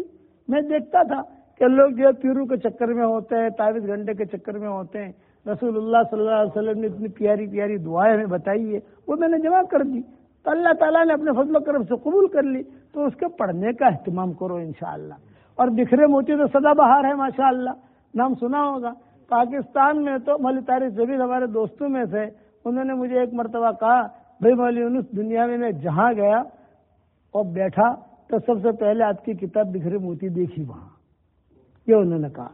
پھر انہوں نے ایک جملہ کہا، بکھرے موتی بیچنے والوں کے بنگلے الحمدللہ کھڑے ہو گئے، یہ انہوں نے کہا۔ اتنی چلی بنگلے کھڑے ہو گئے۔ پھر ایک جملہ کہا، یہ تو انہوں نے نہیں کہا، دوسرے آدمی نے کہا، ہمارے یہاں جب ہم محل بناتے ہیں یا اپنا گھر بناتے ہیں، دروازہ ہوتا دروازہ، اس کے اندر ہم بکھرے موتی داخل کر دیتے ہیں برکت کے لیے ہمارے علاقے کے اندر، یہ انہوں نے کہا بہت برکتیں ہوتی ہے۔ تو یہ اللہ کی طرف سے، یہ کوئی میرا کمال نہیں ہے۔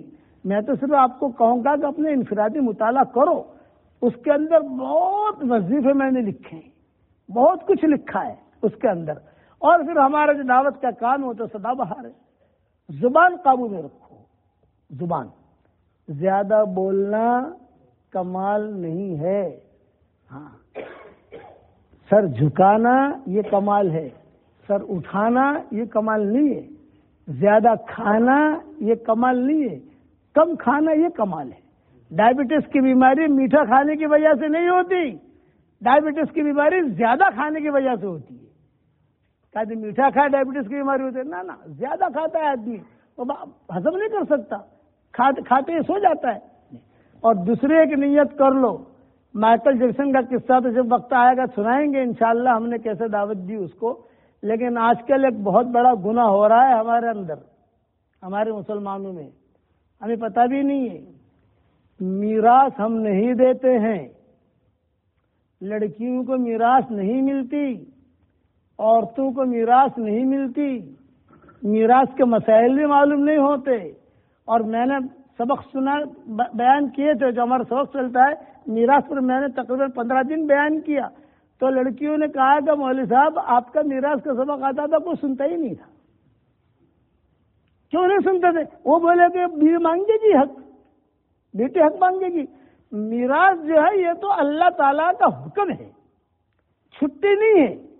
آپ جتنے چلے لگا لو، جتنے سال لگا لو، اگر آپ نے میراث نہیں دیا تو وہاں کٹڑے میں کھڑا رہنا پڑے گا، کوئی چھٹی نہیں ہے، کوئی چھٹی نہیں ہے۔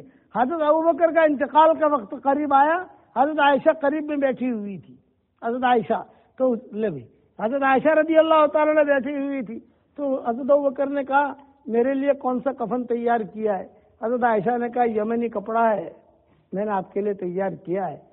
تو صدیق اکبر نے کہا بھی یمنی کپڑا تو بہت مہنگا ہے، یہ تو اس کے لیے تو زندہ آدمی زیادہ حقدار ہے، مجھے تو سیدھے سادے کپڑوں کے اندر دفن کر دینا اور کفن دے دینا۔ پھر صدیق اکبر نے اپنے انتقال پر یہ وصیت کی، عائشہ میں دنیا سے جا رہا ہوں، اور میری بیوی جو ہے وہ حمل سے ہے، اس لیے میری بیوی کے پیٹ میں جو بچہ ہے ورثے کے اندر اس کا بھی نام لکھ لینا، حالانکہ وہ پیٹ میں تھا۔ تو ماں عائشہ نے کہا کہ لڑکے کے اعتبار سے لکھوں یا لڑکی کے اعتبار سے لکھوں؟ تو صدیق اکبر نے کہا کہ تھوڑا انتظار کر لینا، بچہ پیدا ہو جائے، لڑکا ہو تو لڑکے کے اعتبار سے، لڑکی ہو تو لڑکے کے اعتبار سے، لیکن نام لکھنا اس کا بھی حق ہے اس میں۔ یہ اپنے انتقال پر انہوں نے وصیت کی تھی حضرت عائشہ رضی اللہ تعالیٰ عنہا کو۔ آج ہمارے ہاں اللہ معاف فرمائے کہ بہت کوتاہی ہے، الا من رحم ربی، یہ میں کہہ رہا ہوں، میں سب کو تو نہیں کہہ سکتا، لیکن الا من رحم ربی، بچیوں کے ساتھ معاملہ، بیوی کے ساتھ معاملہ۔ آپ نے شروع سے کہہ دیا تھا حضور صلی اللہ علیہ وسلم نے کہ مجھے میری امت میں سب سے زیادہ خوف عورتوں پر ہے کہ ان کا حق مارا جائے گا، کمزور ہیں عورتیں کہ ان کا حق مارا جائے گا۔ عورتوں کا مقام اتنا اونچا ہے کہ عورتوں کی سفارش اللہ نے کی ہے، مردوں کی سفارش نہیں کی۔ عاشروہن بالمعروف، ان کے ساتھ اچھا سلوک کرو، مردوں کے بارے میں نہیں کہا، یہ اللہ تعالیٰ کا نظام ہے۔ اسی لیے ہماری شریعت نے بھی میراث جو آخر تک نہیں تھی، ہماری شریعت میں میراث آخر تک نہیں تھی، جیسے ہندو کے یہاں میراث نہیں ہوتی، یہودیوں کے یہاں نہیں ہوتی، نصارہ کے یہاں نہیں ہوتی، ان کے یہاں تو ہماری شریعت میں بھی یہی معاملہ تھا۔ لیکن اوس ابن ثابت کا جب قصہ ہوا، اوس ابن ثابت جب شہید ہوئے اور ان کی بیوی کا قصہ ہوا، تب آسمانوں سے یہ آیتیں نازل ہو گئی، اور حضور صلی اللہ علیہ وسلم نے کہا اس عورت کی وجہ سے قیامت تک کے آنے والی جتنی عورتیں ہیں ان سب کا حصہ میراث میں آ گیا۔ میں ہمارے یہاں بمبئی میں ایک میری مسجد میں بیٹھا ہوا، ایک لڑکی باہر کھڑی ہوئی برقعے کے ساتھ، یہ کہا مولانا سے بات کرنی ہے۔ اچھا، میں نے کہا میں کیا بات کروں میں لڑکی سے؟ میں کہا نہیں بہت ارجنٹ کام ہے، یہ ہے وہ ہے۔ خیر میں نکل گیا، میرا جنات تھا میرے ساتھ عبدالعزیز، میں نے کہا ابھی جنات مجھے لے کے چل بھائی، وہ لے کے چلا، دونوں بیٹھے، اور بیٹا کیا کام ہے؟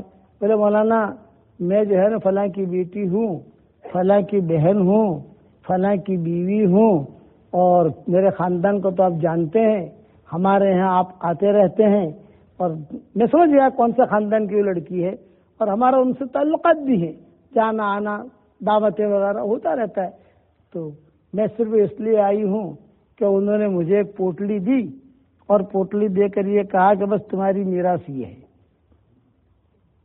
یہ تمہاری میراث۔ میں نے کہا یہ میراث کیسی؟ اتنی بڑی فیکٹریاں ہے، یہ ہے وہ ہے۔ نہیں بات تمہارا اتنا ہے بس، اور کچھ نہیں ہے۔